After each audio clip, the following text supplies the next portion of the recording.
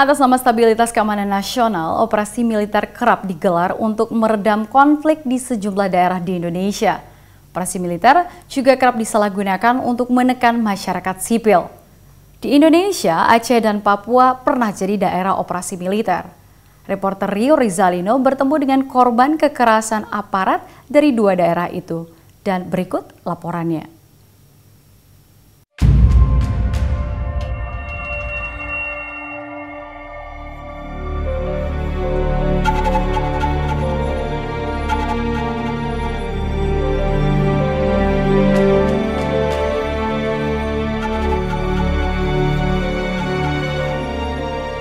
Saya mendengar, saya tidak pernah ke sana, ke tempat di Desa Lancang Barat itu, Pemukiman Cetmurung.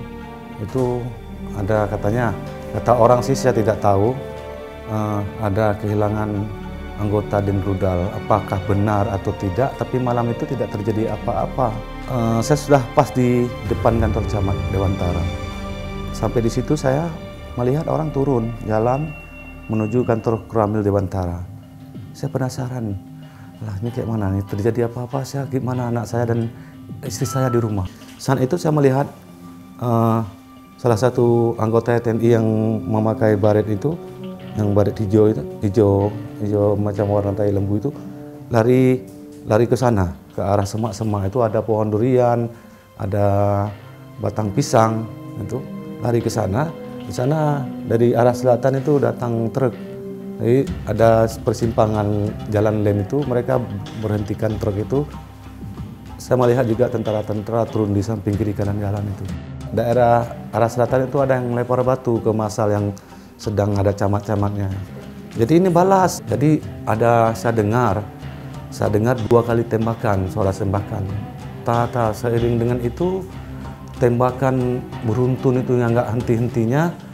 Akhirnya ada yang mengatakan, entah TNI yang mengatakan, saya tidak tahu. Karena musiunya, asap musiu yang bergepung itu, tiarap katanya. Saya refleks, tiarap, di bawah mobil truk itu saya merangkak. Jadi sampai paling ujung ini, saya mau bangun, mau lari. Dipoporin saya di sini. Jadi jatuh saya telentang begini. Dipijak-pijak, mau dipijak muka saya, mau dipukul lagi, saya tahan macam ini, muka saya ini bengkak tangan saya. Jadi saya berusaha mengguling-guling, mau merangkak lagi, mau menghindar peluru itu, karena sambil memukul sambil ada yang suara tembakan itu tidak pernah reda. Darah itu sudah berlumuran di muka saya.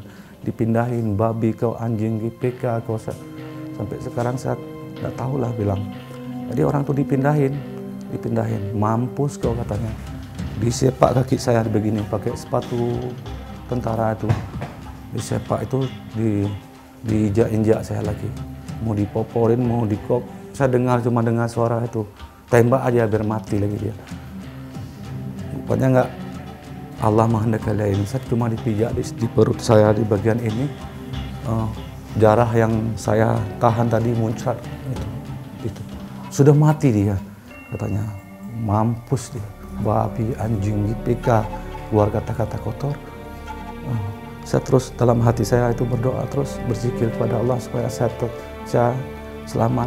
Saya teringat sekali saat itu kepada keluarga saya, terutama kepada anak saya yang masih kecil. Jadi saya pas saat itu digeser pakai kaki gini, terguling saya, karena di sini beramai sekali orang yang lain itu, karena begini bertumpuk-tumpuk. Jadi dipukul sekali lagi di sini, saya bengkak. Ini saat itulah saya terasa gelap, nggak tahu apa-apa lagi.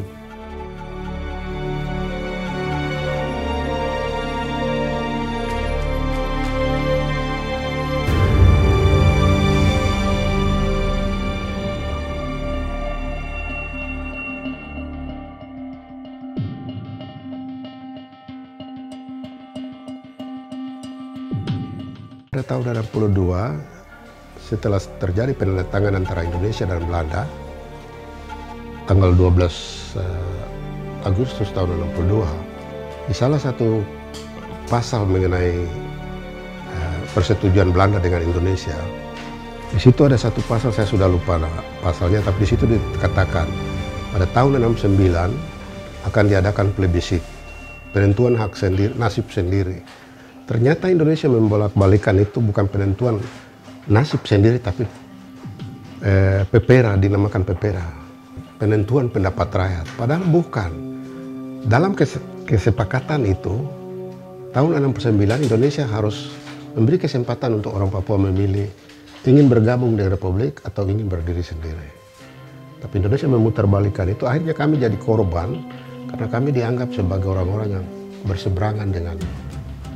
Akhirnya kami ditangkap dan dijebloskan diamankan lah maksudnya. Mereka tangkap saya 4 bulan di Biak, lantas 1 tahun 5 bulan di Manokwari.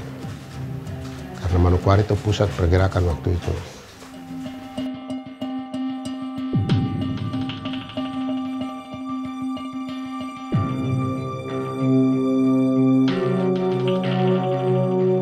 Saya diintegrasi, dicari data-data atau integrasi apa itu, ditanya mulai dari jam 8 pagi sampai jam 4 sore dan dari jam 8 malam sampai jam 4 pagi selama 20 hari. Saya bekerja di PLN setelah saya keluar dari tahanan Manokwari.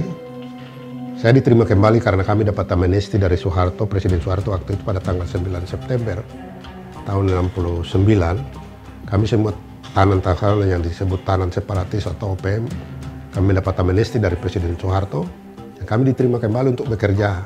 Saya kerja di PLN, mendapat kedudukan yang baik, gaji yang baik. Tetapi semboyan saya, mengapa saya harus menari dengan jutaan rupiah di atas pusara teman-teman saya? Sejak saya ditangkap kedua kali itulah saya dipecat tanpa proses hukum sampai hari ini.